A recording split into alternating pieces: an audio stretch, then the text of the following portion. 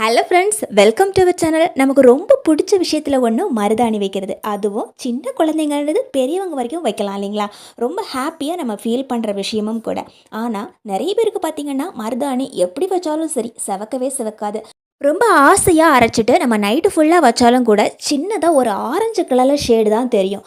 இனி நமக்கு அந்த பிரச்சனையே இல்லைங்க. ரொம்ப சுலபமாக 10 நிமிஷத்தில் நல்ல பட்டு மாதிரி இந்த மருதாணியை செக்கச்செவேல்னு சிவைக்க வைக்கிறதுக்கு ஒரு சூப்பரான டிப்ஸ் தான் பார்க்க போகிறோம். அது மட்டும் இல்லாமல் முக்கியமாக இன்னொரு விஷயம் என்னென்னா, நம்ம மருதாணி வச்சுட்டு அப்படியே கொஞ்ச நேரத்தில் பார்த்தோன்னா வீடு ஃபுல்லாக அப்படியே செதறி கிடக்கும். அந்த மாதிரி மருதாணி செதறாமல் இருக்கிறதுக்கும் சின்ன குழந்தைங்களுக்கு மருதாணி வச்சு விட்டால் போதும், அப்படியே வீடெல்லாம் சிவப்பு கலர்லேயே ஆக்கிடுவாங்க. ஏன்னா சின்ன குழந்தைங்களுக்கு கூட மருதாணி வைக்கும்போது இந்த ஒரு டிப்ஸ் நீங்கள் ஃபாலோ பண்ணாவே போதுங்க. கையோ சவக்கும். அதே மாதிரி நம்ம வைக்கக்கூடிய மருதாணி 2 நாள் ஆனாலும் நாம் எடுத்தால் மட்டும்தான் கீழே விழும், அதுவாக கீழே விழாது. அந்த அளவுக்கு ரொம்ப சூப்பராக ஒர்க் அவுட் ஆகும். இது வரைக்கும் பல தடவை நீங்கள் மருதாணி வச்சுருக்கலாம், ஆனால் இந்த மாதிரி ஒரு தடவை வச்சு பாருங்கள். திரும்ப திரும்ப இந்த மாதிரி செஞ்சு மட்டும்தான் மருதாணியை வைப்பீங்க. அந்த அளவுக்கு ரொம்ப சூப்பரான ரிசல்ட் கிடைக்குங்க. ஒரு பாத்திரத்தில் கொஞ்சம் தண்ணி எடுத்துக்கலாம். 1 டம்ளர் தண்ணி எடுத்துகிட்டு 1 ஸ்பூனுக்கு சோம்பு சேர்த்துக்கலாம், 1/2 ஸ்பூனுக்கு ஜீரகம் சேர்த்துக்கலாங்க. இப்போது தண்ணியை கொஞ்சம் நம்ம கொதிக்க விடுற அளவுக்கு நல்லா சூடு பண்ணணும். அதுக்கப்புறமா நம்ம 3ஆவதாக சேர்த்துக்கக்கூடிய முக்கியமான பொருள் என்னென்னா டீ தூள் தான்.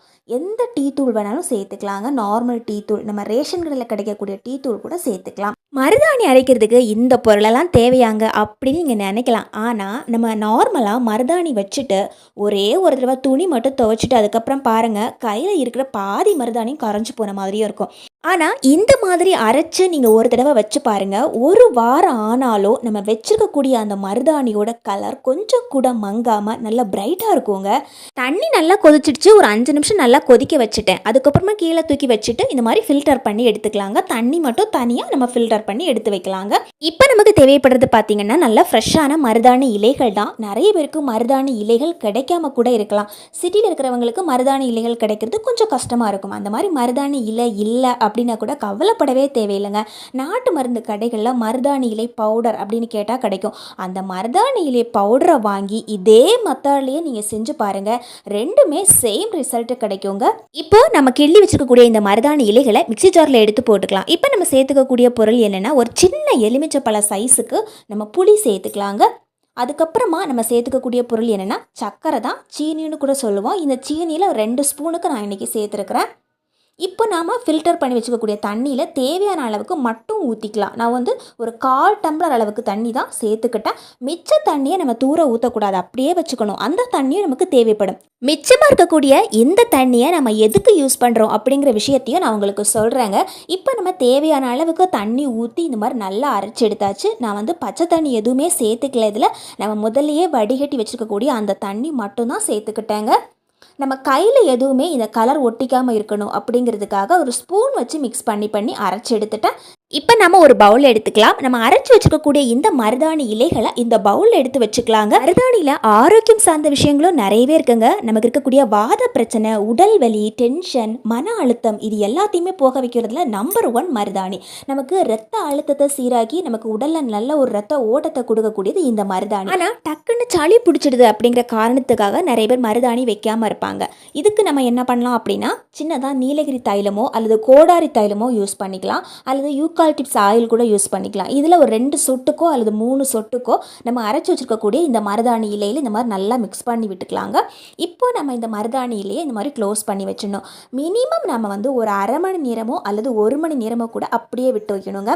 இப்போ நாம் ஒரு பவுல் எடுத்துக்கலாம். இதில் 1 ஸ்பூனுக்கு சீனி எடுத்துருக்கிறேன். ஏற்கனவே நம்ம வந்து தண்ணியை யூஸ் பண்ணியிருக்கிறோம், பாதி தண்ணி தான் மிச்சம் இருக்குது. இந்த தண்ணியில் ஒரு 2 ஸ்பூனுக்கு இந்த சீனியில் எடுத்து ஊற்றிக்கலாங்க.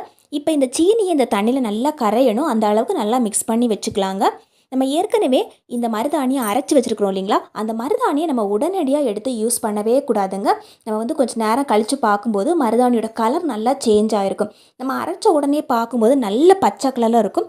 அதுவே டைம் போக போக பார்க்கும்போது நல்ல கலர் ஏறி நல்ல டார்க் கலரில் டார்க் பச்சையாக இருக்கும். அந்த டைமில் தான் நம்ம எடுத்து யூஸ் பண்ணவே ஆரம்பிக்கணும். அதே மாதிரி முதல்ல நம்ம மருதாணி வைக்கும்போது நம்ம ஏற்கனவே சீனி தண்ணி மிக்ஸ் பண்ணி வச்சுருந்தோம் இல்லைங்களா, அந்த தண்ணியில் தொட்டு தொட்டு இந்த மருதாணியை எடுத்து வைக்கணும். அப்போ தான் என்ன ஆகும் அப்படின்னா, இந்த மருதாணி நல்லா உருண்டு வரும், நம்ம கையிலையும் அந்த அளவுக்கு ஒட்டாத, அதே சமயத்தில் நம்ம வைக்கும்போது நல்லா டைட்டாக அந்த இடத்துல நல்லா ஒட்டுற மாதிரி இருக்கும்.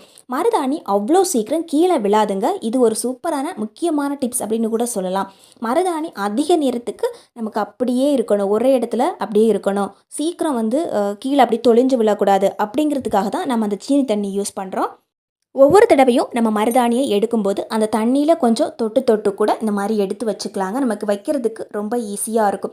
நம்ம வீட்டில் இருக்க சின்ன குழந்தைங்களுக்கு கூட இதை வச்சு விடலாம். சீக்கிரம் சளி பிடிச்சிடும் அப்படிங்கிற பயமே இருக்காது. ஏன்னா நம்ம அந்த ஆயில் சேர்த்துருக்கிறதால நமக்கு சளி பிடிக்கும், உடம்புல ரொம்ப குளிர்ச்சி ஆகிடும் அப்படிங்கிற பிரச்சனையும் இருக்காதுங்க.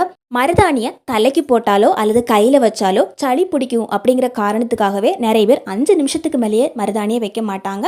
ஆனால் இந்த மாதிரி செஞ்சுட்டு வைக்கும்போது பார்த்திங்கன்னா, நம்ம நைட்டு ஃபுல்லாக வச்சா கூட நமக்கு எந்த விதமான குளிர்ச்சியான ஃபீலிங்கோ இல்லை கை வலிக்கிற மாதிரி ஃபீலிங்கோ நமக்கு ஏற்படாது. ரொம்ப அருமையாக இருக்கும். அதே சமயத்தில் கையும் நல்லா சிவந்து வருங்க. அதே மாதிரி முக்கியமாக நம்ம மருதாணி ஃபுல்லாக கையில் எல்லாம் வச்சு விட்டதுக்கப்புறமா இன்னொரு விஷயம் பண்ணணும். அது என்னென்னா, நம்ம ஏற்கனவே சீனி தண்ணி மிக்ஸ் பண்ணி வச்சோம் இல்லைங்களா, அந்த தண்ணியில் கொஞ்சம் தொட்டு தொட்டு ஒவ்வொரு இதுலேயும் எடுத்து வைக்கணும். அப்போ என்ன ஆகும் அப்படின்னா, அந்த மருதாணி எல்லாம் நல்லா க்ரிப்பாக இருக்குங்க. அதே சமயத்தில் நல்ல ஒரு கோட்டிங் கொடுத்த மாதிரி இருக்கும். இந்த சீனி தண்ணி மறுபடியும் படும்போது நல்ல ஒரு டார்க் கலரில் நமக்கு கிடைக்கும். இப்போ நம்ம வச்சுருக்கக்கூடிய இந்த மருதாணியை எடுத்து பார்க்கலாம், நமக்கு எந்த அளவுக்கு செவந்து வந்திருக்கு அப்படின்னா. இது வரைக்கும் நீங்கள் எப்படியோ மருதாணி அரைச்சி வச்சுருப்பீங்க, ஆனால் கண்டிப்பாக இந்த அளவுக்கு ஒரு அருமையான ரிசல்ட்டை நீங்கள் பார்த்துருக்கவே மாட்டீங்க. நல்ல பட்டு மாதிரி செவந்து வரும். இப்போ நம்ம எடுத்த உடனேயே பார்த்தீங்கன்னா இந்த அளவுக்கு கலர் இருக்குது. இன்னும் போக போக பார்த்தீங்கன்னா கலர் இன்னும் நல்லா டார்க்காக ஏறிக்கிட்டே இருக்கும். முக்கியமான டிப்ஸ் என்னென்னா, கையிலேருந்து மருதாணியை எல்லாத்தையும் கீழே எடுத்து வச்சதுக்கு அப்புறமா நம்ம சோப்பு போட்டு கையை கழுவவே கூடாதுங்க. அதுக்கு பதிலாக கொஞ்சமாக தேங்காய் எண்ணெய் எடுத்து கை ஃபுல்லாக இந்த மாதிரி அப்ளை பண்ணிவிடணும். இந்த மாதிரி நீங்கள் செஞ்சு பாருங்கள், அப்படியே கையை பளபளன்னு செம்மையாக இருக்குங்க. அப்படி ஒரு கலர்ஃபுல்லாக இருக்கும், ரொம்ப அருமையாக இருக்கும். இன்னும் போக போக பார்த்தீங்கன்னா அவ்வளோ பியூட்டிஃபுல்லான கலராக இருக்கும். ஒரு மாதம் ஆனால் கூட இந்த மருதாணி அழியாமல் இருக்கணும் அப்படின்னா, நம்ம பாத்திரம் கழுவும் போதோ அல்லது துணி துவைக்கும் போதோ கையில் க்ளவுஸ் போட்டுட்டோ அல்லது பிளாஸ்டிக் பேப்பரை சுற்றி வச்சுட்டோ நீங்கள் அந்த வேலையை செஞ்சு பாருங்கள். மருதாணி ரொம்ப நாளுக்கு அழியாமல் இருக்குங்க.